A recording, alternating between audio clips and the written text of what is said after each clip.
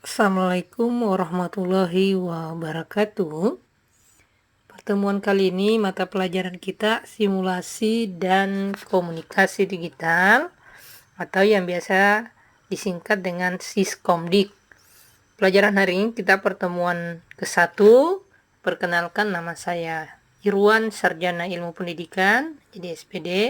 Saya salah satu guru di SMK Negeri 1 Toli-Toli.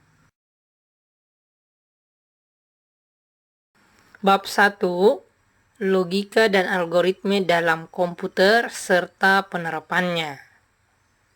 Jadi ini materi pertama pada pelajaran simulasi dan komunikasi digital. Bagian A, konsep logika dan algoritma. 1. Logika. Apa yang dimaksud dengan logika?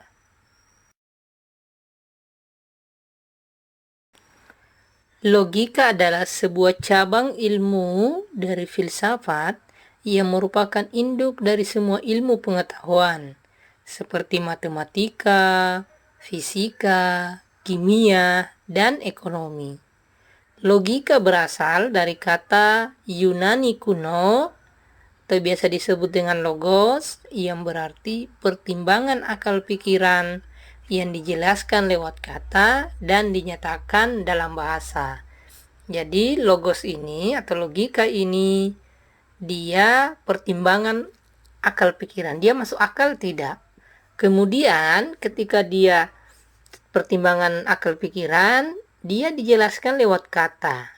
Kenapa perlu dijelaskan lewat kata? Karena agar orang lain mengerti. Maka dibuatlah dalam sebuah bahasa yang dapat dimengerti oleh orang lain.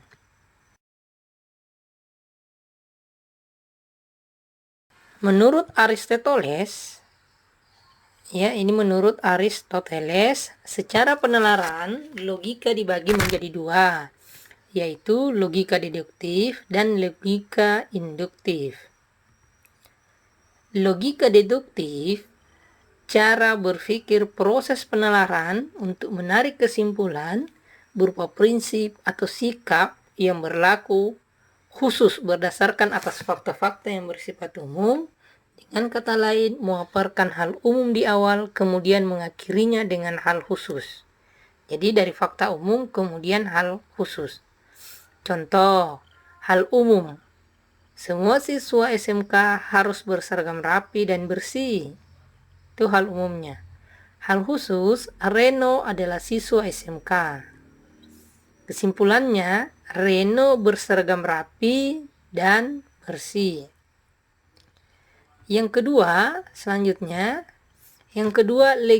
logika induktif.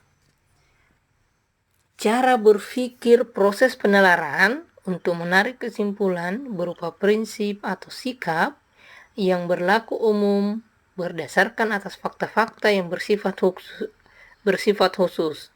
Dengan kata lain, memaparkan hal khusus di awal, kemudian mengakhirinya dengan hal umum. Contoh, hal khusus. Untuk hidup, manusia membutuhkan udara. Ini hal khusus. Hal khusus yang kedua, untuk hidup, hewan membutuhkan udara. Selanjutnya yang ketiga, hal khusus, masih hal khusus ya, untuk hidup, tumbuhan membutuhkan udara. Jadi dia dari fakta-fakta bersifat khusus, kemudian umum. Kesimpulannya, untuk hidup, manusia membutuhkan, untuk hidup, makhluk hidup membutuhkan udara. Itu fakta umumnya ya. Untuk hidup, makhluk hidup membutuhkan udara. 2. Logika induktif. Cara berpikir proses penalaran untuk menarik kesimpulan berupa prinsip atau sikap yang berlaku secara umum berdasarkan atas fakta-fakta yang bersifat khusus. Dengan kata lain, memaparkan hal khusus di awal, kemudian mengakhirinya dengan hal umum. Contoh, hal khusus. Untuk hidup, manusia membutuhkan udara. Yang kedua, hal khusus untuk hidup hewan membutuhkan udara. Yang ketiga, hal khusus untuk hidup tumbuhan membutuhkan udara. Kesimpulan ini bersifat umum. Untuk hidup, makhluk hidup membutuhkan udara. Secara singkat, manfaat logika dalam ilmu pengetahuan dapat dikategorikan sebagai berikut. 1. Logika menyatakan menjelaskan dan menggunakan prinsip abstrak yang dapat dipakai dalam semua lapangan ilmu pengetahuan, bahkan semua bidang kehidupan. Yang kedua, logika menambah daya berpikir, melatih, dan mengembangkan daya pemikiran, serta menimbulkan disiplin intelektual. Yang ketiga, logika mencegah kita tersesat oleh segala sesuatu yang kita peroleh berdasarkan otoritas emosi dan prasangka. Yang keempat, logika membantu kita untuk mampu berpikir sendiri dan tahu membedakan yang benar dan yang salah. Yang kelima, logika membantu kita untuk dapat berpikir terus, tepat, dan teratur, karena dengan berpikir demikian dapat memperoleh kebenaran dan menghindar kesesatan. Yang kedua, algoritme. Kata algoritme berasal dari kata algoritm yang berarti menghitung dengan angka Arab. Ahli sejarah matematika menemukan asal kata algoritm dari ilmuwan yang bernama Abu Ja'far Muhammad Ibnu Musa al-Khawarizmi. Nama al-Khawarizmi disematkan karena beliau berasal dari nama sebuah daerah bernama Khawarizmi di Uzbekistan. Beliau dikenal sebagai Bapak Aljabar. Kata algoritm dulu sering dipertukarkan dengan kata aritmetik sehingga diganti menjadi algoritme. Definisi dari algoritme adalah urutan langkah-langkah logis penyelesaian masalah yang disusun secara sistematis dan logis serta dituangkan secara tertulis. Urutan langkah-langkah logis berarti algoritme harus mengikuti suatu urutan tertentu. Algoritma haruslah benar sehingga menghasilkan keluaran yang benar juga.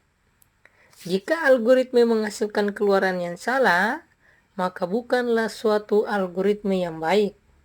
Langkah logis menurut seseorang dapat dibedakan dengan orang lain sehingga algoritma tidak harus sama, tetapi mengharapkan keluaran yang sama. Karena tertulis, maka algoritma dapat berupa kalimat, gambar, atau tabel tertentu. Algoritma membuat mie instan rebus. 1. Siapkan bahan dan alat. Sebungkus mie instan, air 1 gelas, panci, dan kompor. Buka mie dan bumbu dari bungkus. 2. Tuang air ke panci di atas kompor. 3. Rebus air di panci hingga mendidih. 4. Masukkan mie dan bumbu ke air mendidih. 5. Tunggu sampai matang, matikan kompor. 6. Tuang mie dan kuahnya ke dalam mangkuk perlahan-lahan. Yang ketujuh, siap dihidangkan. Karena ini membuat mie instan, tentu ada urutan langkah-langkah. Tuangkan mie dan kuahnya. Ketika dia mie goreng, tentu tuangkan mie dan kuahnya ke dalam mangkuk ini tidak ada. Hanya antara judul dan langkah-langkah membuat algoritma harus sesuai.